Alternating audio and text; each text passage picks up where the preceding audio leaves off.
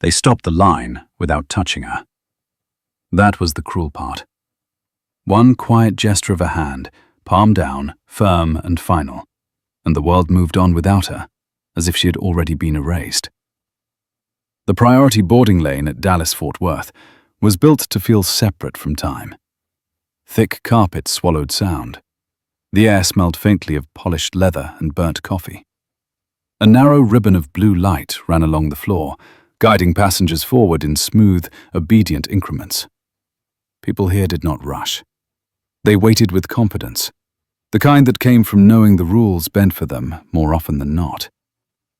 Nina Carter stepped into that light and felt it stall beneath her feet. The gate agent did not raise her voice. She did not scowl. She simply lifted her eyes, scanned Nina once, from shoes to collarbone, and reached out to press the button that froze the line. The soft chime echoed louder than it should have. "Just one moment," the agent said. The words were neutral. The tone was not. Nina tightened her grip on her boarding pass. Heavy stock, cream-colored, first class, seat 1 Alpha. She had checked it 3 times already, the way you check a door after hearing a sound you cannot explain. Her heart thudded slow and heavy, like something knocking from the inside. Behind her, the line shifted. Shoes scuffed. A man cleared his throat. Someone sighed, sharp and theatrical. The agent's name tag read Marlene, late 40s, hair pulled tight, not a strand out of place. Her smile was small and professional, practiced to never quite reach the eyes. "You're going to want to step over here," Marlene said, gesturing to a strip of floor just outside the blue light. "There seems to be a discrepancy." "What kind of discrepancy?" Nina asked. Her voice surprised her. Steady, low, no apology in it. Marlene did not answer right away. She took the boarding pass, but did not scan it. Instead, she held it between 2 fingers, as if the paper itself might smudge. Her eyes flicked to the screen, then back to Nina's face, lingering a fraction of a second too long. "Sometimes," Marlene said, "the system assigns premium seats that haven't cleared final verification." Nina waited. The silence stretched. She could feel eyes on her now, heat gathering between her shoulder blades. "I booked this ticket 3 weeks ago," Nina said. "It cleared." Marlene's lips pressed together. "I'll need you to stand aside while I confirm." Stand aside. Not wait, not pause. Stand aside. Nina took 1 step out of the light. It felt colder there, even though the temperature had not changed. The line moved again, flowing around her like water around a stone. A man in a tailored grey jacket brushed past without looking at her. Another adjusted his cufflinks, irritation flickering across his face. A woman behind him leaned toward Marlene and murmured something Nina could not hear. Marlene nodded once, eyes still on her screen. A minute passed. Then another. Nina glanced at the clock above the gate. The hands crept forward, indifferent. She thought of the call she had received 2 nights ago, her advisor's voice tight with urgency, reminding her what was at stake if she missed this flight. She thought of the portfolio in her bag, the sleepless nights, the quiet promise she had made to herself that she would not shrink today. She cleared her throat. "Is there a problem?" Marlene looked up, annoyance flashing before it was smoothed away. "I am still checking." "Checking what?" "Eligibility." The word landed wrong, heavy, loaded. From the line, a man laughed softly, not kindly. Nina did not turn, but she could feel him leaning forward, curiosity mixed with impatience. The sound made her jaw tighten. "I'm eligible," Mina said. "You can scan the ticket." Marlene hesitated. Her fingers hovered over the scanner, then withdrew. She glanced toward the end of the counter, where a man in a navy blazer stood watching, his expression openly displeased. He met Marlene's eyes and gave a small shake of his head. "I don't want to create a scene," Marlene said, lowering her voice. "But there are policies." "Then follow them," Mina replied. Something flickered across Marlene's face. Not anger, something closer to offense, as if Nina had stepped out of a role Marlene had already assigned her. "I'm going to ask you to wait near the seating area," Marlene said. "We'll resolve this shortly." The seating area was outside the rope, outside the lane, outside the privilege that had been printed, stamped, and paid for. Mina felt it then. Not embarrassment, not yet. It was the slow burn of recognition, the understanding that this was not about software or verification or policy language. This was about her standing in a place she was not expected to occupy. She took a breath, the kind you take before saying something that cannot be taken back. "I'm not moving until you scan my ticket," Nina said. The line went quiet. Even the ambient hum of the terminal seemed to drop. Marlene's eyes hardened. "Ma'am," she said, the word clipped, "you are delaying priority boarding." "I'm being delayed. That is not the same thing." The man in the navy blazer stepped forward now, late 60s, silver hair, confident posture. He did not address Nina directly. He spoke to Marlene, voice low but edged with authority. "This is ridiculous," he said. "We're all cleared. Handle it." Marlene nodded, grateful for the reinforcement. She turned back to Nina. "If you refuse to step aside, I'll have to involve a supervisor." Nina felt her pulse climb. She imagined the supervisor, the conversation, the careful words that would frame her as the problem. She imagined missing the flight and explaining later how something that should have been simple had slipped through her fingers. She imagined her father's voice, calm and distant, telling her once that systems rarely failed by accident. "Call whoever you need to call," Nina said. "But scan the ticket." For a long moment, Marlene did nothing. Then, with a sharp exhale, she took the boarding pass and finally slid it under the scanner. The machine beeped. Green. Clear. Valid. Approved. Nina felt a rush of relief, fast and dizzy. It lasted less than a second. Marlene's eyes flicked to the screen. The corners of her mouth tightened. She reached out and tapped the keyboard, cancelling the confirmation before the sound had fully faded. "That's not final," Marlene said quickly. Too quickly. "I need a manual check." "What does that mean?" Nina asked. "It means you're not boarding right now." The words were firm now. Final. Marlene placed the boarding pass on the counter, but did not push it back toward Nina. The man in the navy blazer smiled thinly. "There we go." Nina looked at the pass, looked at Marlene, looked at the blue light that no longer reached her feet. Her chest felt tight, like the air had thickened. She could hear her own breathing, loud in her ears. Around them, boarding resumed, the line flowing forward, leaving her behind in the open space where everyone could see her.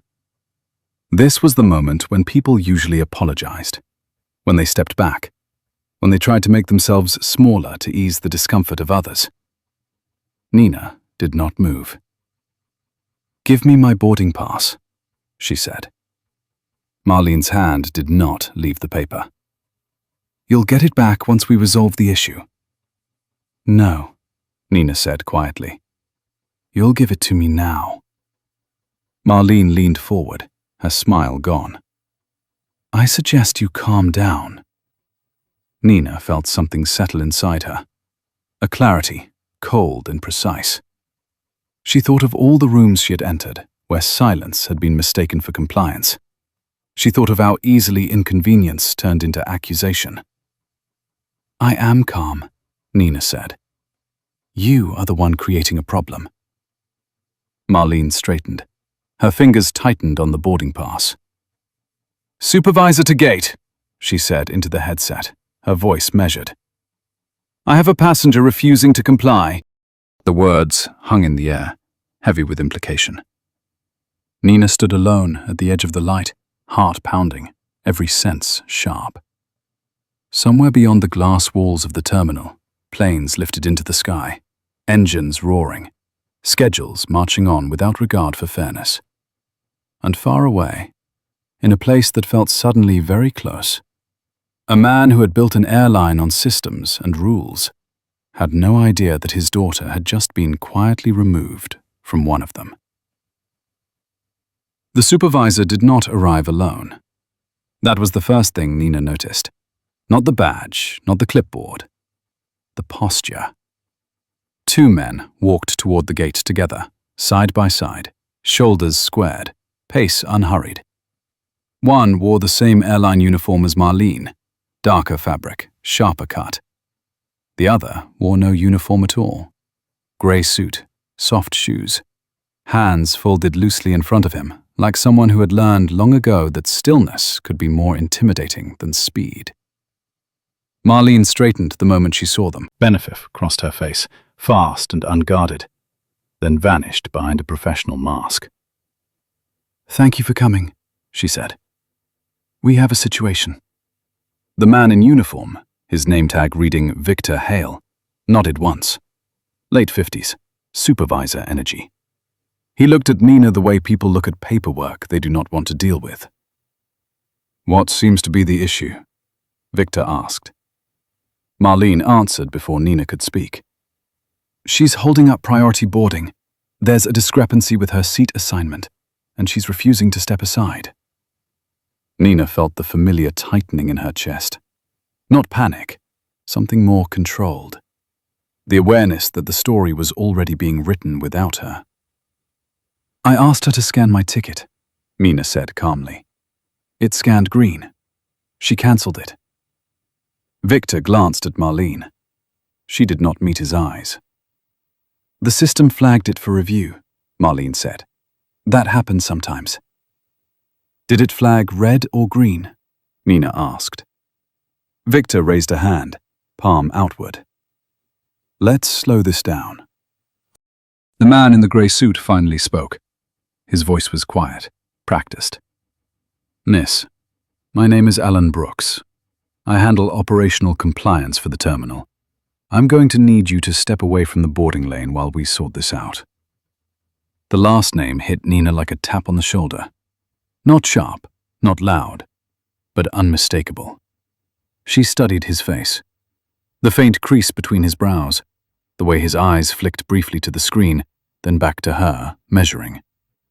Recognition stirred somewhere deep, not certainty, but something close. "I'm not refusing to comply," Nina said. "I'm asking for transparency." Alan tilted his head slightly. "Transparency requires cooperation. So does fairness." Behind them, the line continued to thin. Boarding was almost complete now. A woman in a pearl necklace whispered to her husband. The man in the navy blazer checked his watch again, impatience hardening into irritation. Victor sighed. "Miss, if you don't move to the seating area, we'll have to escalate." "Escalate how?" Victor did not answer immediately. He did not need to. The word itself carried weight. Nina looked down at the counter. Her boarding pass was still there, half covered by Marlene's hand. Possession disguised as procedure. "Give me my ticket," Nina said again. Marlene's jaw tightened. "You'll get it back." "When?" "When the issue is resolved." "And who decides when that is?" Marlene did not respond. Alan stepped closer now, close enough that Nina could smell his cologne. Clean, subtle, expensive. He lowered his voice. "I'm trying to help you," he said, "but you're making this harder than it needs to be." Nina met his gaze. "Harder for who?" Alan hesitated, just a fraction. "Enough. For everyone," he said. Nina felt the answer settle into place. Everyone did not include her. She reached into her bag, slowly, deliberately, careful not to give anyone a reason to misinterpret the movement. She pulled out her phone. The screen lit her face with a pale glow. "I want a record," she said, "of what's happening right now." Marlene's eyes widened. "You can't record here." "I'm not recording you," Nina said. "I'm documenting my own interaction." Victor shifted his weight. Nis, put the phone away. No. The word landed flat, heavy, final. Alan watched her closely now, something sharper behind his eyes. If you continue to disrupt the boarding process, we may need airport security to assist. Assist. The word slid easily into threat. Nina's pulse quickened, but her voice did not. Call them. The terminal seemed to inhale. Somewhere, a baby cried. Somewhere else, a gate announcement crackled to life and died again. Marlene reached for her headset. Her fingers trembled slightly. Security to gate, she said. Non-compliant passenger. There it was, the label. Clean, efficient, dangerous. Nina felt the weight of it settle on her shoulders. Non-compliant. Difficult. A problem to be managed. She thought of the seminar she had attended last semester, the one on institutional bias. The professor had said power rarely announced itself. It simply moved, quietly, assuming cooperation. 2 uniformed officers appeared at the edge of the gate area. Not rushing, not aggressive. Their presence alone shifted the air, tightened spines, sharpened glances. The man in the navy blazer smiled again, this time openly. Victor turned to Nina.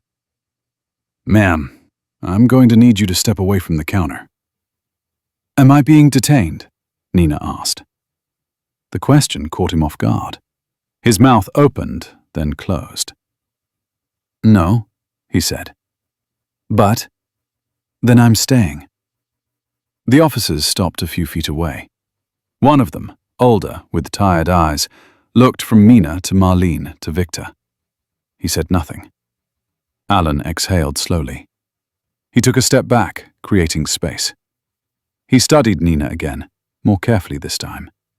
Not just her clothes, her posture, the steadiness in her hands, the way she chose her words. You're very composed, he said. I've had practice, Nina replied. The older officer spoke now. What's the issue? Victor answered, but his voice lacked its earlier certainty. Disputed boarding.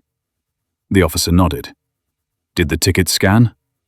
Marlene interjected quickly. There was a system irregularity. The officer looked at the screen. I don't see an alert. Marlene swallowed. It cleared briefly. Then what? Silence. Nina felt something shift. Not resolution, not yet, but the first crack in a wall that had seemed solid moments ago. Alan checked his watch, then his phone.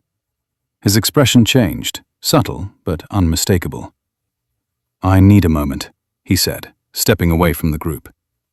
He walked a short distance down the concourse, answering a call with a quiet, Yes? Nina watched him. Watched the way his shoulders straightened as he listened, the way his free hand stilled.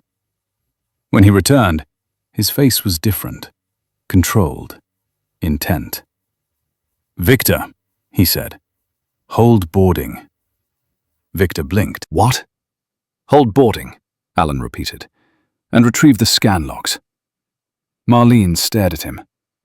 Alan, now. The word cut through the noise like a blade. Marlene's hand fell away from the boarding pass. Nina picked it up, her fingers brushing the paper, grounding her. The older officer took a step back, sensing the change. The younger one followed. Alan turned to Nina. His voice was measured, respectful. Miss Carter, he said, using her name for the first time. Someone very senior has requested a full review. Nina's breath caught, just slightly. Who? Alan held her gaze. For a long moment, he said nothing. Your father, he said finally, is on the line. The terminal did not explode into sound. No gasps, no murmurs. Just a deep, collective stillness, like the pause before a storm breaks. Marlene's face drained of color. Nina closed her eyes for a second.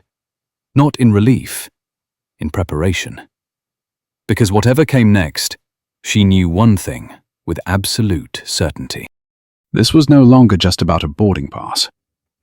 The call did not come through the gate speakers. It did not announce itself with authority or volume. It moved quietly, through channels that rarely surfaced, the kind that only activated when something had already gone very wrong. Alan Brooks stepped a few paces away from the counter again, turning his back to the group this time. His posture changed, shoulders squared, head slightly bowed, the way people stood when they were listening to someone who did not need to raise his voice. "Yes, sir," Alan said. "I understand." Nina watched him, her breathing slow, deliberate. She did not look at Marlene. She did not look at the officers. Her focus stayed on Alan's reflection in the dark glass of the terminal window. The reflection showed something his face still tried to hide. Tension. Control under strain. Behind her, the blue-lit lane was now empty. Boarding had finished without her. The gate door stood closed, red light glowing above it like a verdict. Victor shifted uncomfortably. "Alan," he murmured, "we need to clear this area."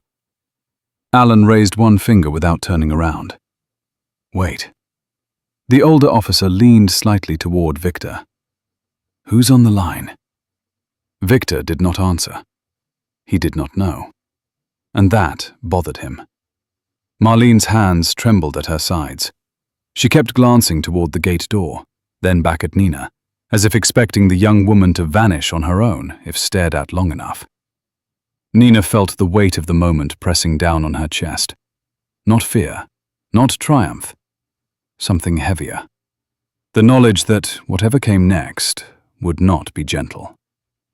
Alan returned to the counter. He did not resume his place beside Victor. He positioned himself between Marlene and Nina, subtly, deliberately. A shift so small, most people would miss it. But Nina saw it, and so did Marlene. "Victor," Alan said, his voice calm, "I'm assuming temporary control of this incident." Victor frowned. On what authority? Alan met his eyes. Executive. The word landed with finality. Victor opened his mouth, then closed it. He nodded once, stepping back. The balance of power tilted, slow, but unmistakable. Alan turned to Marlene. "I need the full interaction log, timestamps, scan history, manual overrides." Marlene swallowed. "There wasn't a—" "Now," Alan said. She moved stiffly, fingers flying over the keyboard. The screen filled with data, lines of text, numbers, confirmation codes. Alan leaned in, reading quickly, his jaw tightening. The older officer stepped closer, peering at the screen. "That scan went through," he said quietly. "Yes," Alan replied. "It did." Marlene's voice came out thin. "It cleared briefly, but—" "But you cancelled it," Alan finished. Silence. The hum of the terminal grew louder in Nina's ears. She felt the blood rushing there, the distant roar of it. Her hands were steady now, grounded. Alan straightened and turned to Nina. "Miss Carter," he said, "can you confirm that you did not alter or transfer this ticket?" "No," Nina said. "I purchased it through the airline site. The seat was assigned at booking." Alan nodded. "And you were not offered an explanation for the delay?" "No." He turned back to Marlene. Why was she removed from the priority lane? Marlene's eyes flicked toward Victor, then the man in the navy blazer who had gone very still. "I had reason to believe," she began. "Believe what?" Alan asked. Marlene hesitated. Words failed her. The truth hovered just beneath the surface, sharp and dangerous. "That the seat assignment required verification," she said finally. "Based on what?" Another pause. Too long. Alan inhaled slowly. "Marlene," he said, "you've been with the airline for 14 years." "Yes." "You know the protocol." "Yes." "You know that cancelling a cleared scan without cause is a violation." Marlene's lips pressed together. I was trying to manage flow. Alan shook his head. Flow was not the issue. The man in the navy blazer stepped forward, impatience bleeding into his voice. Is this really necessary? We're already late. Alan looked at him for the first time. Really looked. Sir, Alan said, this no longer concerns your schedule. The man scoffed. I'm a platinum member. Alan's gaze did not waver. So is she. That landed. The older officer shifted his stance, a subtle sign of alignment. If there's a complaint, he said, we'll need statements. Alan nodded. There will be. Marlene's breathing quickened. Alan, I didn't do anything wrong. Alan turned back to the screen, scrolling. You manually flagged her ticket for secondary review after it cleared. That's within my discretion. Only if there's a trigger. Marlene said nothing. Alan's phone buzzed softly in his hand. He glanced at it, then looked up at Nina again. He's not asking for an apology, Alan said quietly, more to the group than to her. He's asking for accountability. Nina felt a chill ripple through her. Alan turned to Victor. Suspend Marlene's gate access pending review. Victor stiffened. Alan, now. Victor nodded, reluctantly. Marlene, please step away from the counter. Marlene's eyes widened. You can't do that. I can, Victor said, temporarily. Marlene looked around, searching for support. None came. The man in the navy blazer avoided her gaze. The officers stood neutral. The crowd, thin now, watched from a distance, careful not to be involved. Marlene stepped back. Alan addressed Nina again. Your flight is being held at the jet bridge. Nina blinked. Held? For you. The words sent a murmur through the nearby passengers. Held flights were not common. They were expensive, inconvenient. They required justification. Alan did not offer one. Nina nodded. It won't be handled here. I know. Alan glanced at his phone again. He'll be reviewing everything personally. Nina swallowed. The image of her father formed in her mind. Not as a savior. As a man who believed systems should be fair because they were built by people, and people were accountable. The gate door opened with a hiss. A soft sound. Inviting. Final. Victor gestured toward it. Miss Carter. Nina took one step forward, then stopped. She turned back, her gaze landing on Marlene, who stood rigid, eyes glassy. I didn't want this, Nina said quietly. Marlene said nothing. Nina walked down the jet bridge, her footsteps echoing in the narrow corridor. The plane waited at the end, door open, light spilling. Not victory. Responsibility. Because somewhere above them, at 35,000 feet, decisions would be made that would ripple far beyond a single boarding lane. And the people who believed this was just about a seat would soon understand how wrong they were. The cabin did not react when Nina stepped inside. That was intentional. The crew had been trained to maintain calm at all costs, and this moment demanded it more than most. No one stared. No one whispered. The door remained open behind her, the jet bridge breathing softly, as if the plane itself were holding its breath. Nina paused just past the threshold. The scent of recycled air mixed with something faintly citrus. Her pulse was still elevated, but her body had shifted into a different state now. Alert, focused. Like the moment after a near accident, when the danger has passed, but the adrenaline has nowhere to go. A flight attendant approached her, a woman in her late 50s, with silver threaded through her dark hair.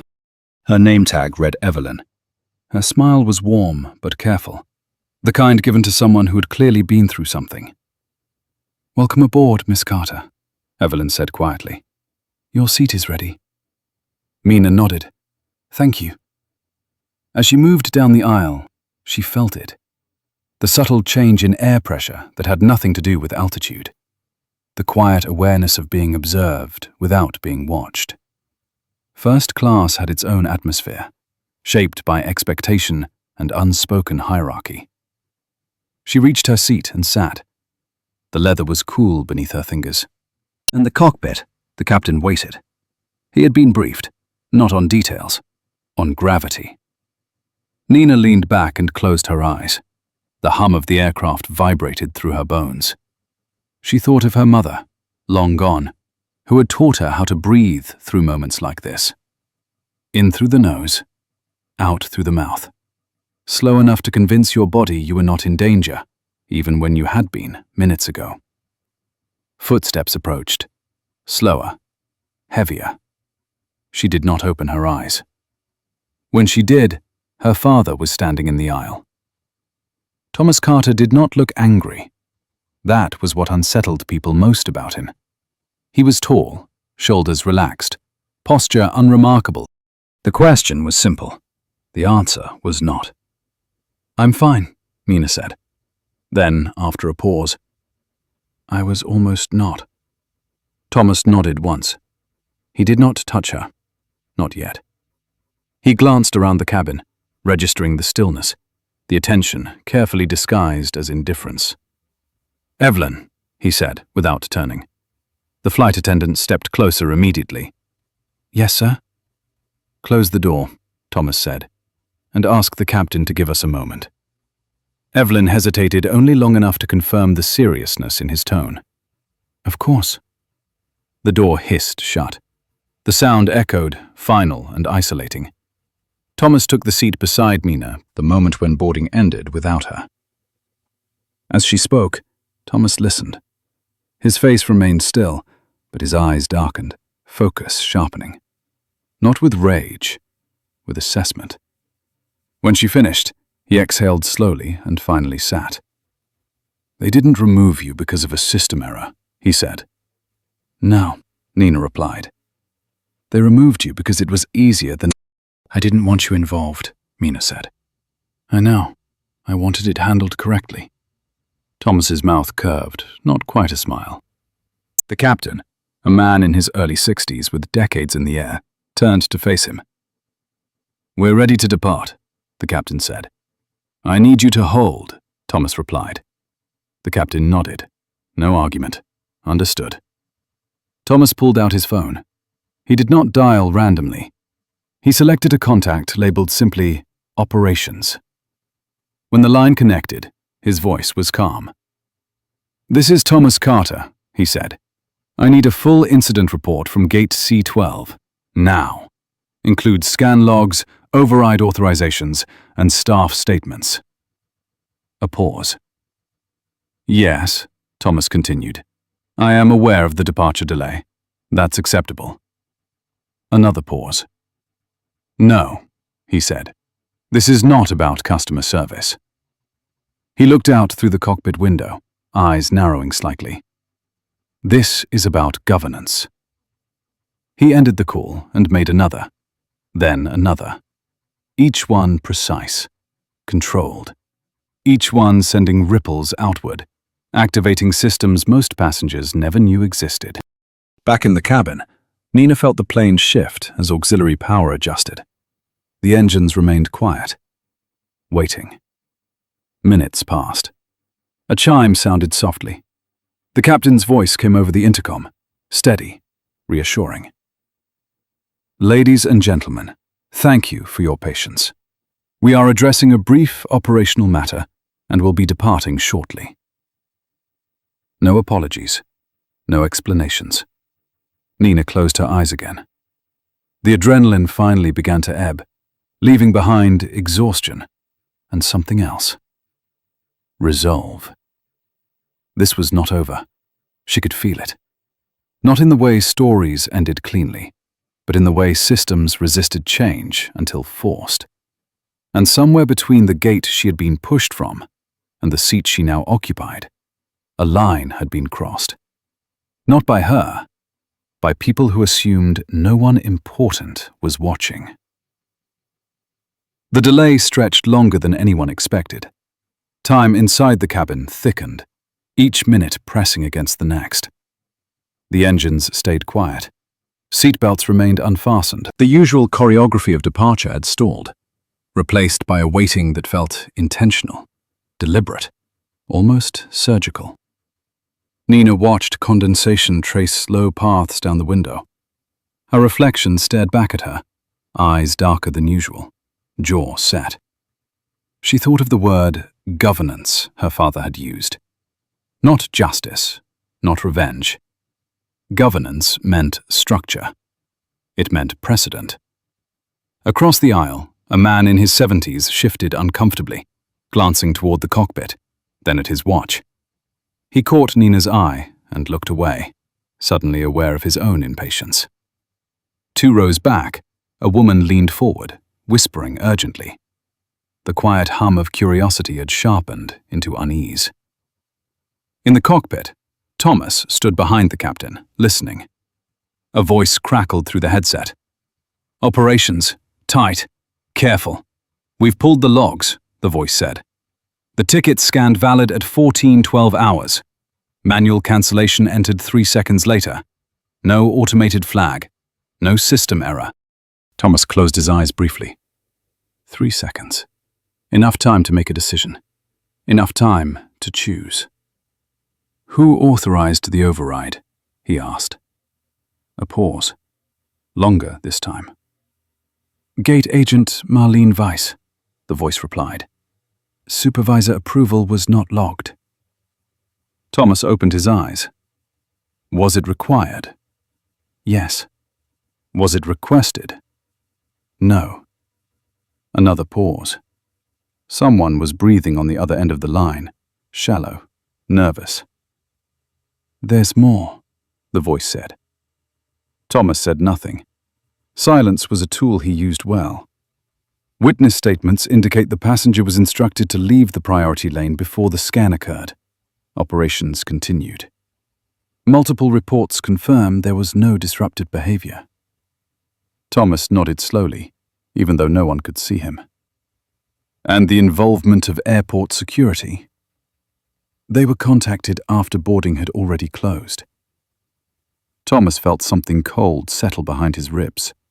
Not anger, calculation. "Send everything," he said. "Preserve all footage. This is now a formal review." "Yes, sir." The call ended. Thomas turned slightly, catching the captain's eye. "How long can we hold?" Thomas asked. The captain exhaled through his nose. "Another 10 minutes without causing a chain reaction. That's enough." Thomas stepped back into the aisle and returned to the cabin. Conversations died as he passed. People straightened unconsciously, as if proximity to him required it. Power moved like that. Quiet, undeniable. He stopped beside Nina's seat. "They logged the override," he said softly. "And the timing." Nina absorbed that. 3 seconds. She pictured Marlene's fingers hovering over the keyboard, the choice being made. "What happens now?" Nina asked. Thomas did not answer immediately. He looked around the cabin, at the people who had watched her be delayed, at the ones who had looked away, at the ones who had decided it was not their problem. "Now," he said, "the system has to explain itself." A chime sounded again. Evelyn appeared at Thomas's side, her expression carefully neutral. "Sir," she said, "the supervisor from the gate is requesting contact." Thomas nodded. "Patch it through." Evelyn handed him the cabin phone. Thomas took it and turned slightly away, though there was no real privacy left to preserve. "This is Carter," he said. The voice on the other end was Victor Hale's. Tighter now. Controlled, but strained. "Mr. Carter," Victor began, "we've identified a procedural lapse. We're prepared to issue a formal apology to your daughter and—" "No," Thomas said. The word cut cleanly through the air. Victor paused. "Sir?" "You're not prepared," Thomas continued, because you're still framing this as a lapse. Another silence. Longer. Heavier. This wasn't a mistake, Thomas said. It was a decision.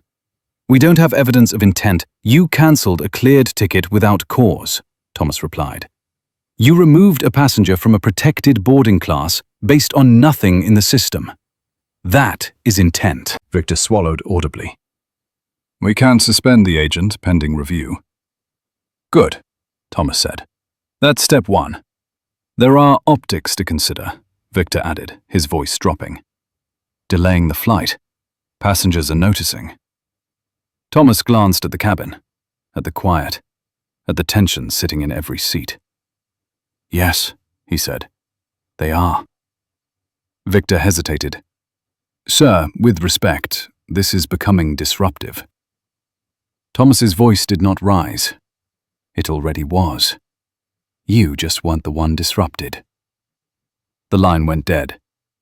Thomas handed the phone back to Evelyn. She took it with steady hands, eyes flicking briefly to Nina with something like admiration.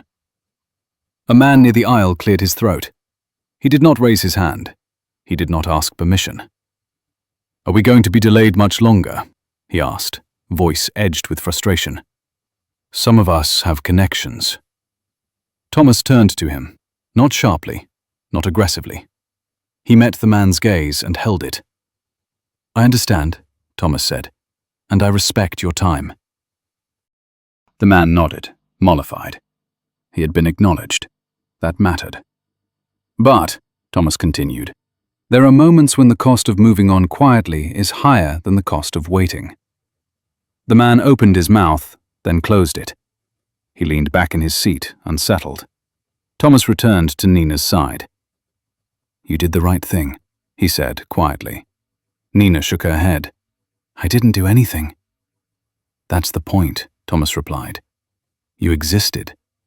That was enough to disrupt a system that prefers predictability. Nina looked out the window again. A baggage cart rolled past, slowly, oblivious. I hate that this is happening because of me, she said. Thomas studied her profile. It's happening because of them. Another chime. This time the captain's voice followed, lower, more deliberate. Ladies and gentlemen, he said, thank you for your patience. We'll be departing shortly. Shortly, not immediately. A promise with room in it. Thomas felt his phone vibrate again. A message. Operations. Staff suspension approved. HR notified. Legal looped in. He read it once. Then again. This was the part most people never saw. The part after the confrontation. After the emotion. The slow machinery of consequence beginning to turn. Thomas slipped the phone back into his pocket. We're moving, he said. Nina exhaled for the first time in what felt like hours. The tension in her shoulders eased, just slightly. As the engines finally began to hum, a low vibration building beneath their feet, Nina felt something else settle into place. Not relief. Recognition. This wasn't over when the wheels left the ground. It wouldn't end when they landed. The story would keep unfolding, quietly, through memos and meetings and decisions made behind closed doors. But one thing had already changed. The next time someone like Marlene reached for the keyboard, there would be a pause, a memory, a question. And that pause, however brief, mattered. The wheels lifted from the runway with a muted roar, not triumphant, not celebratory, just mechanical. Gravity loosened its grip. The city fell away beneath them, shrinking into grids of light and shadow, indifferent to what had happened on the ground. Inside the cabin, no one applauded. No one spoke. The plane climbed in disciplined silence. Nina felt the change immediately, the physical pressure easing, the emotional weight shifting, but not disappearing. She watched the wing flex against the sky, metal bending with practiced obedience. Machines followed rules. People did not always. Thomas remained standing until the seatbelt sign chimed on. Only then did he sit, Not beside Nina this time, but across the aisle. Close enough to speak, far enough to think. The man who had complained earlier stared straight ahead now, jaw tight. A woman near the window closed her eyes as if in prayer. Others pretended to work, to read, to sleep. Everyone was suddenly very busy avoiding reflection. Evelyn moved through the cabin, her movements precise, almost reverent. When she reached Nina, she paused longer than necessary. "If you need anything," she said softly, "anything at all, please let me know." Nina met her eyes. "Thank you." Evelyn nodded and moved on, but her shoulders were lighter now, as if something had been set right, even temporarily. Thomas took out a thin folder from his briefcase. No logo, no markings. He opened it slowly, scanning pages filled with clean blocks of text. Policies, procedures, language that claimed neutrality while shaping outcomes. Nina watched him. This was the side of her father most people never saw. Not the public face, not the decisive executive. This was the man who read footnotes, who believed systems revealed themselves in the margins. "They'll say this was an isolated incident," Thomas said quietly, without looking up. "They always do." Nina's voice was flat. "Is it?" Thomas closed the folder. "No, but it's convenient to pretend it is." Outside, clouds drifted past the window, vast and impersonal. Nina felt suddenly small inside the plane, inside the story, inside the machinery of it all. "What happens to her?" Nina asked. Thomas did not ask who. "Marlene has been suspended pending review," he said. "Her access has been revoked. She won't be at a gate for a long time." "And then?" "That depends on what the review uncovers," Thomas replied, "and whether the company chooses comfort over correction." Nina absorbed that. "And the supervisor?" "He'll file a report that uses careful language," Thomas said. "He'll emphasize ambiguity. He'll try to protect the structure." "Will it work?" Thomas looked at her then. Really looked. Not this time. Nina felt a flicker of something. Not satisfaction. Not revenge. Something quieter. A sense of inevitability. The plane leveled off. The seatbelt sign went dark. Movement returned cautiously, like animals testing the air after a storm. A man a few rows back stood, stretching, then hesitated before stepping into the aisle. He glanced toward Nina, then toward Thomas. His face flushed slightly. "I just want to say," he began, voice uncertain, "I didn't know what was happening back there, but I saw enough to know it wasn't right." Nina nodded. "Okay." The man swallowed. "I should have said something." "Yes," Nina said gently. "You should have." He stood there a moment longer, then returned to his seat, shoulders slumped. It was not absolution. It was acknowledgement. That mattered too. Thomas watched the exchange, unreadable.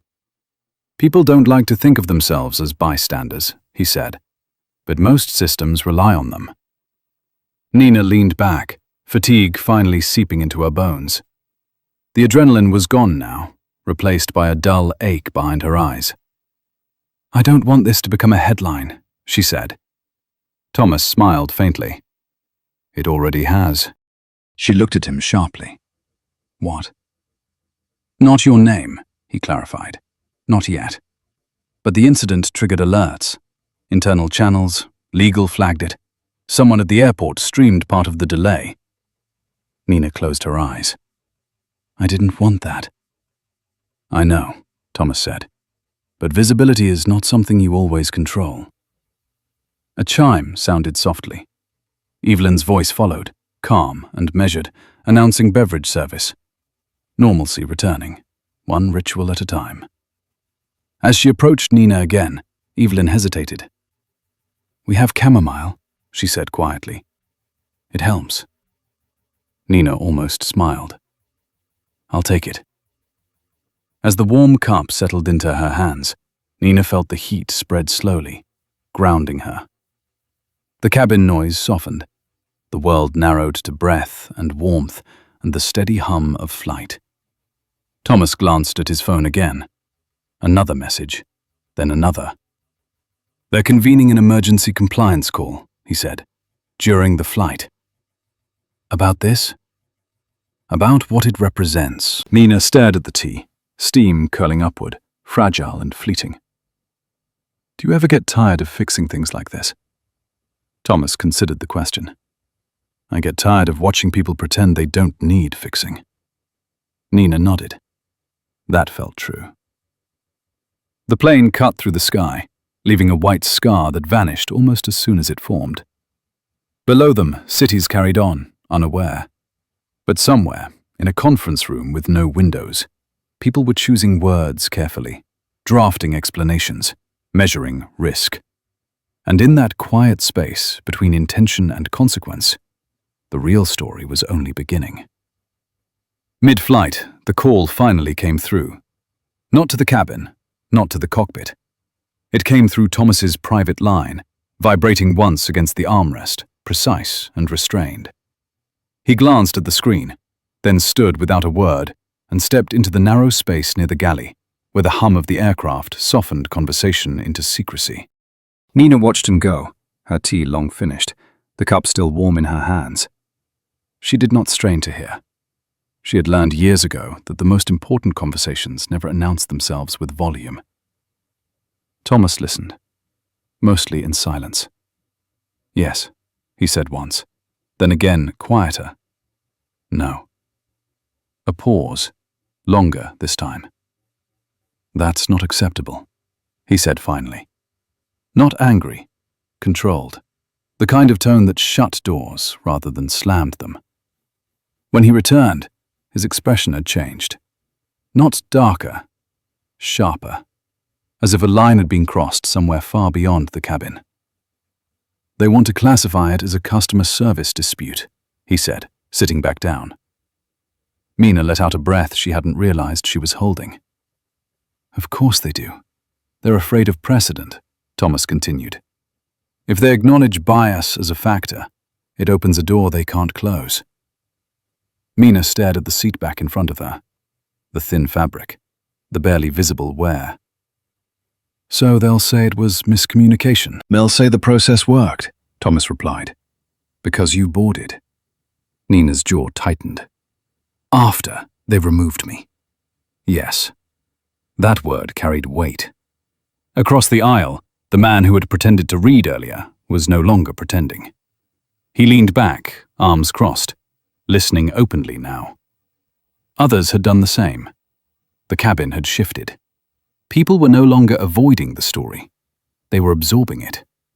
A woman 2 rows back spoke up, her voice careful but firm. Excuse me. Thomas turned toward her. I don't know the rules the way you do, she said, but I fly a lot, and I've seen how some people get questioned and others don't. Her husband nodded beside her, silent. Nina met the woman's eyes. Gratitude flickered there, brief but real. Thomas inclined his head. You're not wrong. The woman hesitated. Will anything actually change? Thomas considered her question. He did not rush the answer. Change is slow, he said, and uncomfortable, which is why institutions resist it. The woman nodded, as if that confirmed something she had always known. Thomas turned back to Nina. They've offered to issue a private apology. Nina laughed softly, not amused. Private, yes, so no one else has to see it. Exactly. Nina thought of Marlene's hand covering the boarding pass, of the word non-compliant, of how easily the situation had been reframed the moment authority arrived. No, Nina said. Thomas studied her. No? No private apology, she said. No quiet resolution. If it's handled correctly. The words surprised even her. They came from a place deeper than anger, a place that understood the cost of silence. Thomas's mouth curved, just slightly. "I was hoping you'd say that." Nina blinked. "You were?" "I didn't want to decide for you," he said. "This didn't happen to me." The plane hit mild turbulence, a gentle shake, a reminder of motion. "What does that mean?" Nina asked. "It means," Thomas replied, "they'll need to document the override. They'll need to explain why it happened.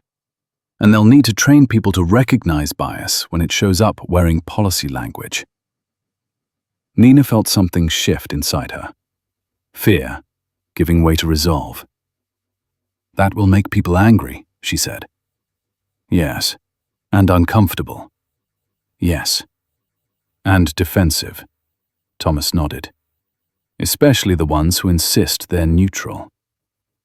The intercom chimed softly again. The captain's voice came through, calm and steady, announcing they were cruising at altitude. Routine. Order. Normalcy layered over something anything but.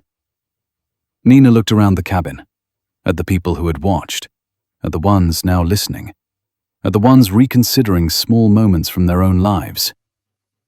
"I don't want to be a symbol," she said quietly. Thomas leaned closer. "You already are. The only question is whether you let others decide what you represent." Nina swallowed. The plane continued westward, cutting through a sky that did not care about policy or power or precedent. But inside the metal tube, something fragile and dangerous was taking shape. Not outrage, expectation. And expectation, once raised, was not easily dismissed. Far below them, in offices with fluorescent lights and carefully worded emails, people were beginning to realize this would not end with a memo. It would end with accountability. And that was the part no one had planned for. The turbulence passed, but the unease stayed. It settled into the cabin like a second atmosphere, thinner than fear, heavier than curiosity. People shifted in their seats. Conversations restarted in fragments, never quite returning to what they had been before. The plane moved forward, steady and indifferent, while something else slowed, turned inward. Nina felt it in her chest, a quiet pressure, not panic, responsibility. Thomas had returned to his folder, but he wasn't reading anymore. He was thinking. She could tell by the way his thumb rested against the edge of the paper, unmoving, by the slight crease between his brows. This was the part he disliked most. Not confrontation, not consequence. The space in between, where decisions hardened into precedent. His phone buzzed again. He glanced at the screen and did not immediately pick it up. "That's legal," he said, almost to himself. Nina shifted in her seat. "Bad news?" "Predictable news," Thomas replied. He stood and moved back toward the galley, closing the curtain behind him this time. Not for secrecy, for containment. Nina was left with the hum of the engines and the awareness that she had become the axis of something larger than herself. Across the aisle, the older man cleared his throat again. He seemed unsure whether he was allowed to speak now, as if the rules had subtly changed. "I flew freight for 30 years, he said finally, voice low but steady. "Different airline, different era. But I've seen this before." Nina turned toward him. "They always say it's not personal," he continued, "that it's policy. But policy doesn't choose who to question. People do." A woman near the window nodded slowly. "My sister stopped flying altogether," she said. "Too many random checks." The word random hung there, brittle and ironic. Nina listened. She didn't interrupt. She didn't correct. She let the stories come, one by one, careful, measured, like people testing whether the space was safe. Thomas returned a few minutes later. The curtain slid open with a soft whisper. "They want a statement," he said, sitting back down. "From you." Nina blinked. Now? Drafted now, Thomas clarified. Released later. They want to get ahead of it. Get ahead of what? The narrative, Thomas said, before someone else frames it. Nina stared at the tray table, the grain of the plastic, the small scratch near the edge. She imagined words stripped of context, softened until they meant nothing. What kind of statement? She asked. Thomas exhaled. One that acknowledges inconvenience, expresses appreciation for staff, reaffirms commitment to fairness. Nina let out a short, humorless breath. So nothing. Exactly.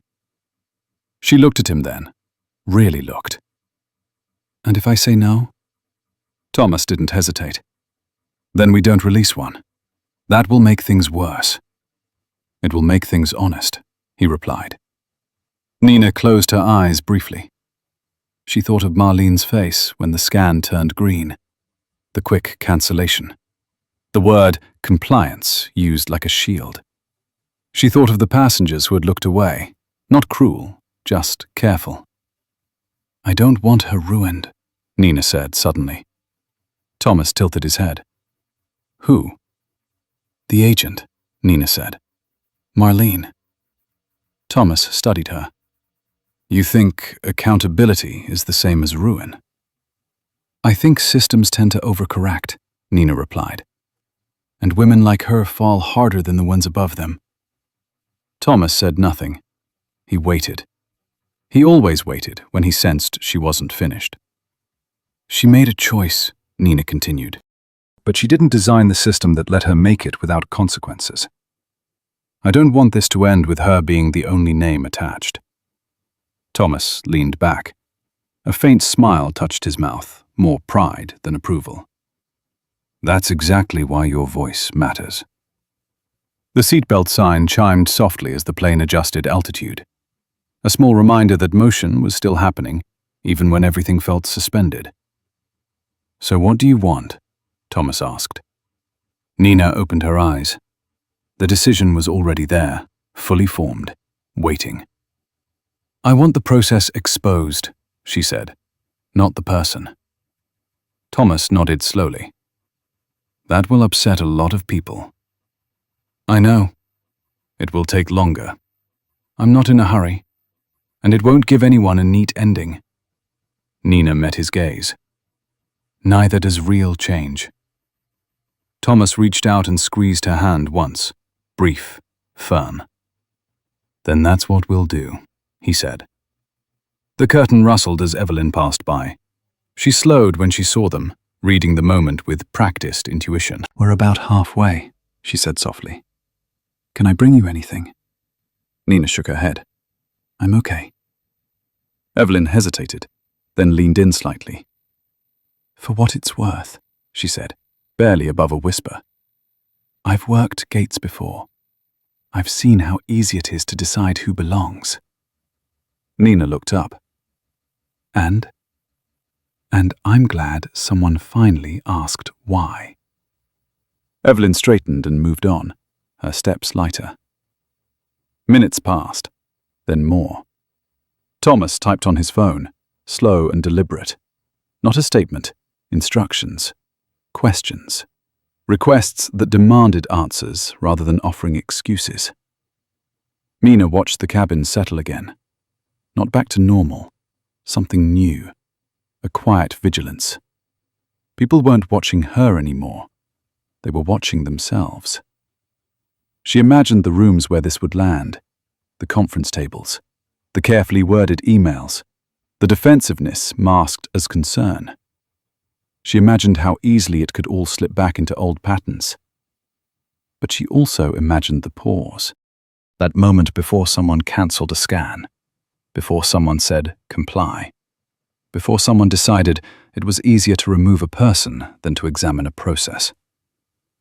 The plane shuddered lightly as it crossed invisible boundaries in the sky.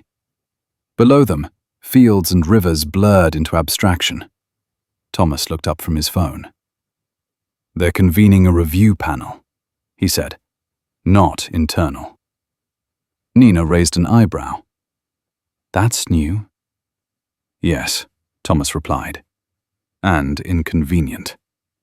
Which is why it matters. She nodded. Her exhaustion felt different now. Purposeful. I didn't plan this, Nina said quietly. No one ever does, Thomas replied. The moment chooses you.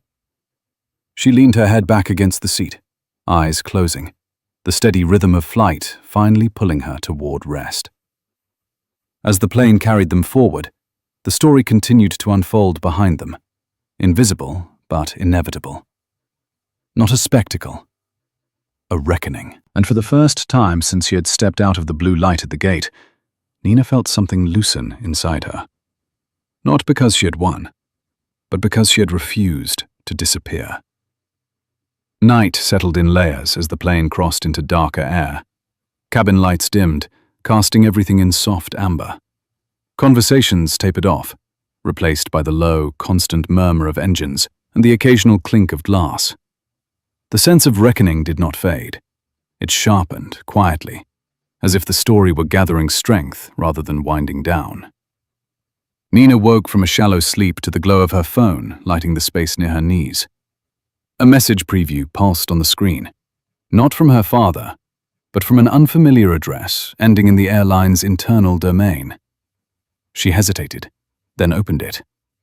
It was brief, clinical, no apology, no warmth. Incident review initiated. External compliance panel assigned. All involved personnel placed on administrative leave pending findings. Passenger statement requested at later date. She read it twice. Administrative leave. All involved, not just Marlene. That mattered. Across the aisle, Thomas watched her carefully. They widened the scope, he said, confirming what she had already sensed. Supervisors, training protocols, escalation thresholds. And the airport police? Nina asked. They're cooperating, Thomas replied. Which means they're nervous. Nina exhaled slowly. The knot in her chest loosened just a fraction. This was no longer about optics. It was about exposure. A man a few rows back leaned forward, voice low but earnest. I've been on boards like that, he said.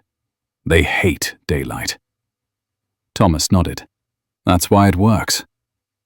The plane dipped slightly, a gentle adjustment. Somewhere below, cities glimmered like scattered embers. Nina imagined the ground crews at the airport she had left behind, finishing their shifts, unaware that the rules they worked under were about to be questioned. I keep thinking about her, Nina said quietly. Marlene, Thomas replied. Yes. Nina stared at the dark window. I don't excuse what she did, but I wonder how many times she was rewarded for it before tonight. Thomas considered that. Probably more than she remembers, fewer than she admits. Silence settled again, heavier now, reflective. An hour later, Evelyn moved through the cabin one last time, checking belts, lowering voices. When she reached Nina, she paused. They just announced a training stand-down at the gates, she whispered. Effective immediately. Nina looked up. Already? Evelyn nodded. I've never seen them move that fast. Neither had Nina. The plane began its descent. The soft whine of engines changing pitch drew everyone back into their bodies, back into gravity. Outside, dawn crept along the horizon, pale and tentative. As the wheels touched down, there was no applause, just the solid, reassuring thud of contact, reality returning. Nina felt it then. The end of the flight. The beginning of everything else. Phones came out as the plane taxied. Messages were typed. Calls were queued. The world rushed back in, hungry for narrative, for heroes and villains and clean endings. Nina turned to her father. What happens when we walk off? Thomas didn't answer right away. He watched the runway lights slide past, endless and ordered. They'll want quotes, he said. They'll want faces. They'll want to reduce this to something simple. And we won't let them. No, Thomas said. We'll let the process speak. The seatbelt sign chimed off. Passengers stood, stretching stiff limbs. The older man who had spoken earlier caught Nina's eye again. This time, he nodded. No words, no absolution, just recognition. As the door opened and cool morning air spilled inside, Nina rose, heart steady, spine straight. She was no longer thinking about the blue-lit lane or the cancelled scan. She was thinking about the next person who would stand there and whether the system would hesitate before deciding who belonged. Because hesitation, once learned, had a way of spreading. Quietly, irreversibly. Morning arrived without ceremony. The terminal lights at Seattle, Tacoma brightened, as if nothing unusual had happened overnight, as if a plane had not carried a quiet fracture across the sky and set it down here to be examined. Nina stepped off the aircraft into air that smelled of rain and polished floors, her body tired, her mind clear in a way that felt unfamiliar. Thomas walked beside her, not ahead, not behind, matching her pace like he always had when he wanted her to feel steady. Cameras were not waiting, no microphones pushed forward. The story had not gone public yet. That silence felt earned. They moved through the corridor where advertisements promised speed and comfort and certainty. People passed them with rolling bags and practiced indifference. Somewhere nearby, a gate agent laughed. Somewhere else, a child cried. Life continued. It always did. Nina felt the temptation to believe the moment was over, that the system had flexed and returned to shape. She resisted it. At the end of the jet bridge, a woman from airport operations met them. Early 60s, sensible shoes, clipboard held like a shield. Her eyes flicked to Thomas, then back to Nina, and she nodded once. Not deferential, not dismissive. Professional. That mattered. They walked together to a small conference room with glass walls and no windows. A room designed for quiet accountability. No banners, no slogans. Just a table, a speakerphone, a pitcher of water already sweating onto coasters. The panel joined by voice. Not one voice, several. Legal, compliance, training. A representative from the airport authority. Names were exchanged. Titles followed. The cadence was careful, rehearsed without being dishonest. Nina listened, hands folded, spine straight, absorbing the language. Incident, review, protocol, safeguards. Words that could either hide the truth or expose it, depending on who held them. When it was her turn to speak, she did not recount every detail. She did not relive the moment for effect. She described the sequence, the pause, the green scan cancelled, the removal from the lane, the word non-compliant. She spoke slowly, choosing clarity over emotion, because she understood something the night had taught her. Systems changed when people could not argue with the facts. Thomas did not interrupt. He did not add weight. He did not need to. When the panel asked about intent, Nina did not speculate. She said she did not know what was in the agent's mind. She said she knew what happened in her body. The tightening, the awareness, the understanding that belonging could be revoked without explanation. She said that feeling had consequences beyond one flight. The call ended with commitments, not apologies. External review timelines. Mandatory retraining with measurable outcomes. A freeze on discretionary overrides without supervisor approval, logged and auditable. A reporting channel for passengers that did not require confrontation to be taken seriously. None of it sounded dramatic. All of it sounded real. Nina felt something settle as the room emptied. Not relief. Alignment. They walked back into the terminal together. Thomas checked his phone once, then put it away. He looked older in the daylight, softer around the eyes. She saw pride there, but not the kind that demanded credit, the kind that recognized growth. They stopped near a window where rain streaked down in thin lines, blurring the runway beyond. A plane taxied past, engines low and patient. "I don't want to be protected," Nina said, surprising herself with the certainty in her voice. "I want it to be harder for this to happen again." Thomas nodded. "That's protection," he said. "For everyone." Later, in a rideshare gliding toward the city, Nina watched neighborhoods pass like frames of a film, coffee shops opening, commuters crossing streets with umbrellas tilted against the drizzle. She thought of Marlene, of the supervisor, of the people who had chosen convenience. She did not imagine punishment. She imagined a pause, a new friction where there had been none. Her phone buzzed, a message from her advisor. "Good luck today. We're rooting for you." Another from a classmate. "You've got this." The world narrowed again to what mattered next. The portfolio, the interview, the work she loved. She felt a quiet gratitude that the night had not taken that from her. At the studio, glass and steel caught the grey light. Designers moved with focused energy, boards under arms, coffee cups balanced precariously. Nina presented without flourish. She spoke of function and form, of materials that respected bodies rather than punished them, of design that assumed dignity as a baseline. The panel listened. They asked questions. They nodded. No one mentioned airports. No one needed to.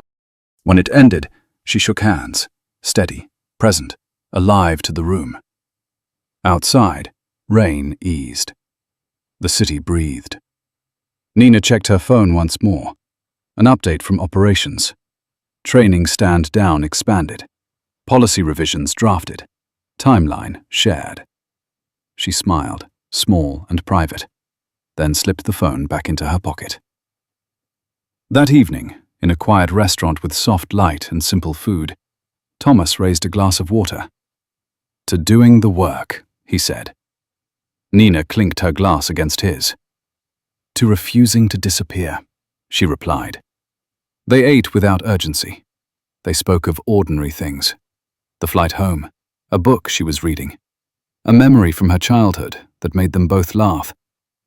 Outside, the rain returned, gentle now, washing the streets clean.